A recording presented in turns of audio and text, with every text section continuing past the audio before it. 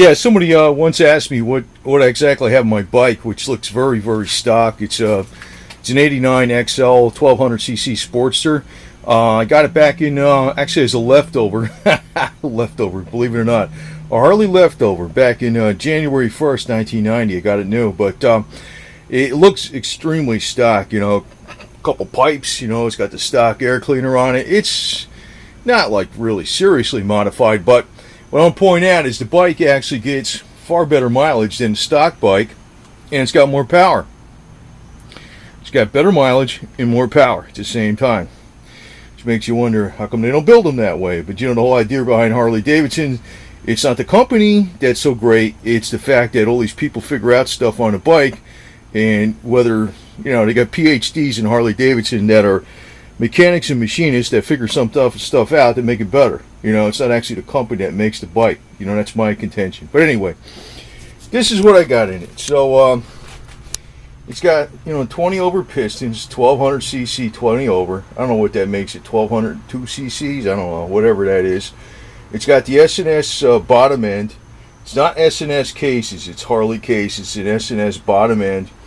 And it's balanced for high RPM. They use a different type of weight.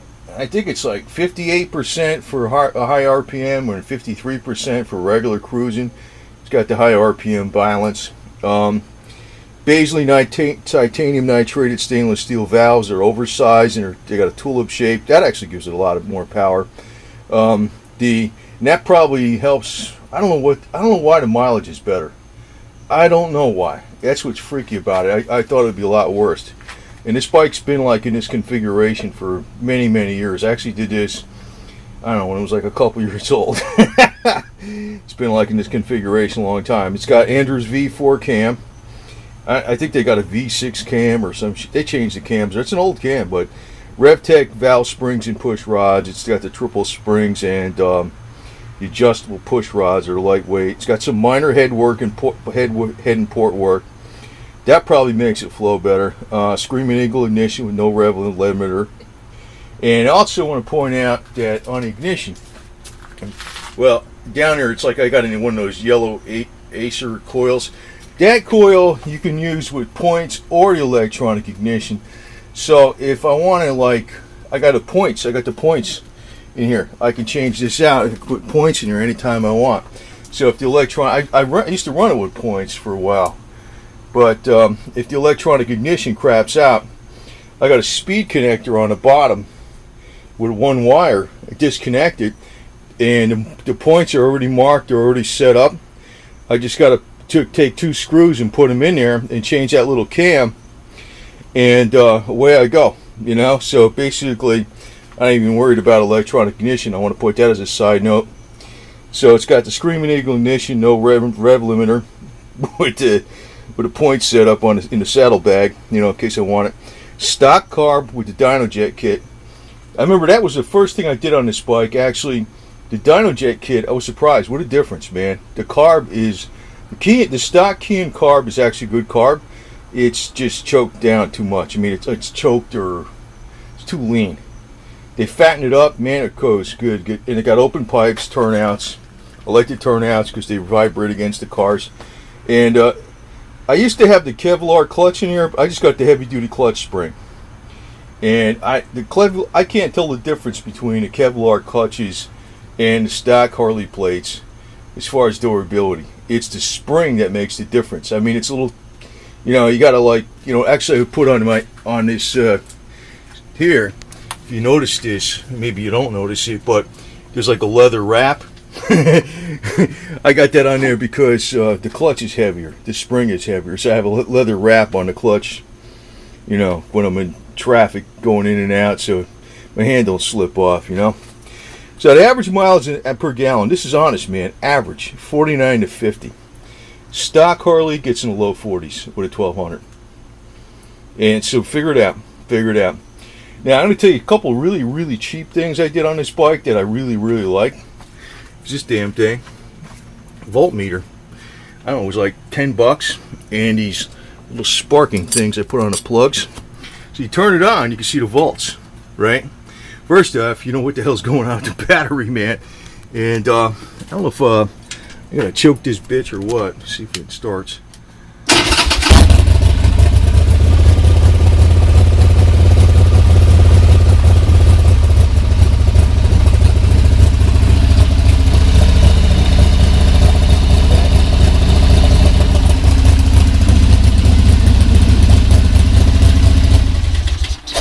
See, that's what I like about them. You know, I tell you the truth, some of the simple shit like that with the things you stick on the spark plugs, that is great because, first off, I'm going to throw something else in this video right now, too, about stupid shit. Basically, well, it comes in handy. It's not stupid shit, really. On your bike, right, all you got for your fuel system is gas comes out of the gas tank, got a petcock, goes in the carburetor. You know, you could put a fuel filter, and I never did. It just got a screen, right? You know, no fuel pump, nothing, right? That's your fuel system. So, you know, what's the two things that really go wrong with any engine? Fuel and ignition, right? Well, that's easy to figure out. You know what I mean? The worst thing that could possibly happen is maybe your carb gets gummed up or something like that, you know? So, the other thing is the ignition. Well, you can check your ignition right away when you're cranking it over. You see the thing sparking, and you know it's got spark. That's why I like those things. Plus, you can check your battery up there with that voltmeter. Now, I just want to say one thing. With sometimes what happens with the bike, one of the cylinders could be running a little fat, like heavy, you know, with the gas, and it can clog a plug. A lot of times, you can get the bike started and you'll be running on one cylinder. Say if one of the plugs is bad or you got one of the cylinders is throwing some oil or something like that, right? What you do is you pull the plug wire off. Now, watch you don't get shocked while it's running, and you let the spark arc a little bit.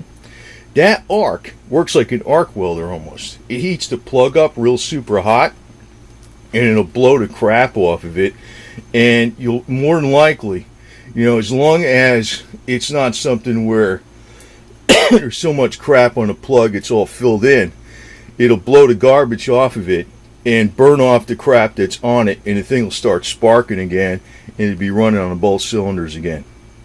Just want to put that out here. Like, in other words, if you pull this plug wire off, you get the bike started, and you're running on one cylinder, and the other cylinder's got a dirty plug in it. Now, I got stuff that could take the plug out right in my saddlebag, and I don't really have this problem, but I just know about it, and I've used it before one time when I over-choked it. But you pull the plug off, not the plug wire off, you just let it arc in there about that much, and that arc will actually heat the plug up, and it'll blow the crap off of it, off the plug, by making it super hot, and it'll clear it up. It'll clear it up more 9 times out of 10. I've done that a few times because, well, a long time ago. But now what I do is when I start the bike up, I give it as little choke as possible. Because, you know, I remember I did this crap when I first got the bike because the freaking manual said you're supposed to leave the choke on for like a minute. Man, he flooded the crap out of the damn things. The manual's wrong. But if you do that, or if you have one of your plugs that gets a little dirty, that's a fast way to clean it up without actually taking the damn thing out, especially if you're out in the middle of nowhere. So, but that's what the bike's got in it, and it actually got a lot more power than stock, and that is no bullshit. That's real. Usually it's 50 miles to the gallon, average. Not like pussyfooting around or trying to get the best mileage possible. That's what I'm getting. And a stock bike don't get that at all. And Putin the cat approves of this message, right, buddy? What do you say, huh? What do you say, huh? Give me the nose, huh? Give me the nose. What are you sniffing here? Is that, you like that gas smell that's on my hand and that oil? Yeah, you're a Harley cat. Rocky says hi. Go say meow. Don't hide behind that damn thing, will you? Hey, where you at, man? Say hi. Say meow. Yeah, fuck it. You don't want to say shit, huh? You just want to eat rope. Eat some rope.